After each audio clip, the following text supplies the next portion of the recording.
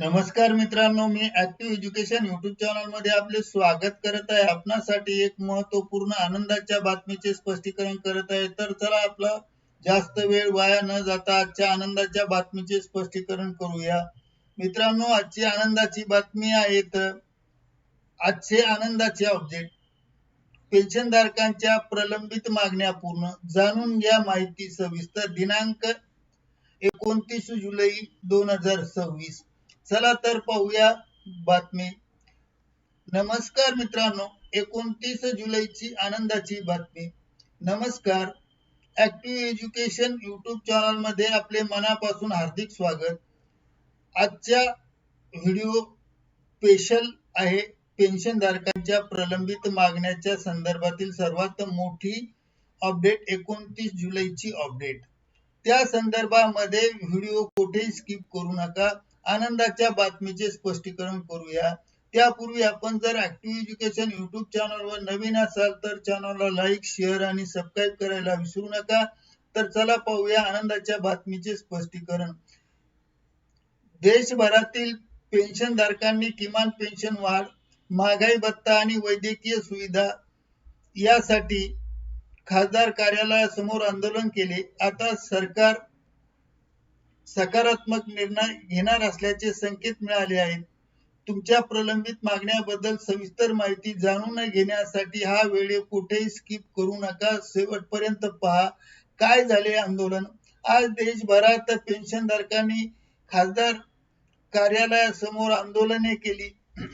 किमान पेन्शन वाढ, महागाई भत्ता लागू करणे आणि इतर प्रलंबित मागण्यांसाठी हे निवेदन होते। प्रतिनिधींनी खासदारांना निवेदन सादर केले आणि तातडीने निर्णय घेण्याची मागणी केली।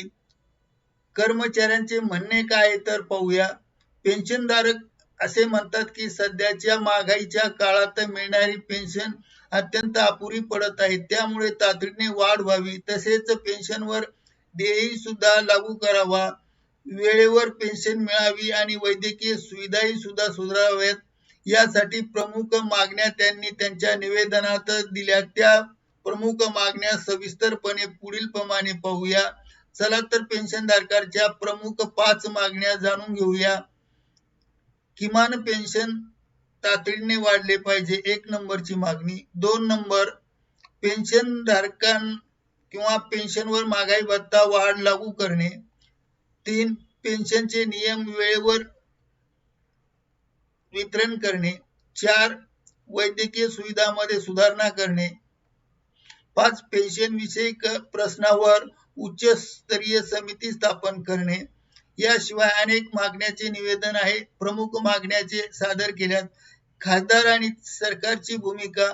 खासदारांनी पेन्शनधारकांचे निवेदन केंद्र सरकारला त्वरित सादर करण्याचे आश्वासन दिले। त्यांनी सांगितले की मागण्यावर सकारात्मक निर्णय घेण्यासाठी केंद्र सरकारला विनंती करू। पेन्शन संघटनेचे म्हणणे आहे की यासाठी लवकर मंत्रिमंडळाची बैठक घेऊन निर्णय घ्यावा असा इशारा प्रतिनिधीने स्पष्ट केले की अनेक वर्षापासून या मागण्या प्रलंबित आहेत। जर सरकारने लवकर निर्णय न घेतला तर देशव्यापी तीव्र आंदोलन छेडण्यात येईल आणि तीव्र आंदोलन करण्यात येईल अशी भूमिका घेणार आहेत।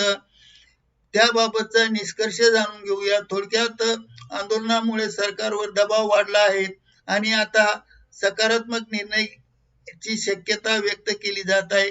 पुढील अपडेटसाठी चॅनलशी जोडून राहा। मित्रांनो, पेन्शनधारकांच्या न्याय मागण्यासाठी झालेले आंदोलन महत्त्वाचे आहे। सरकार लवकरात लवकर सकारात्मक निर्णय होईल अशी अपेक्षा आहे। ही माहिती सर्व पेन्शनधारकांपर्यंत पोहोचवा। व्हिडिओ आपणास आवडल्यास लाईक, शेअर आणि सबस्क्राईब करायला विसरू नका। पुन्हा भेटूया नवीन अपडेटसह नवीन व्हिडिओमध्ये। तोपर्यंत निवांत राहा। धन्यवाद। Thank you very much for watching this video.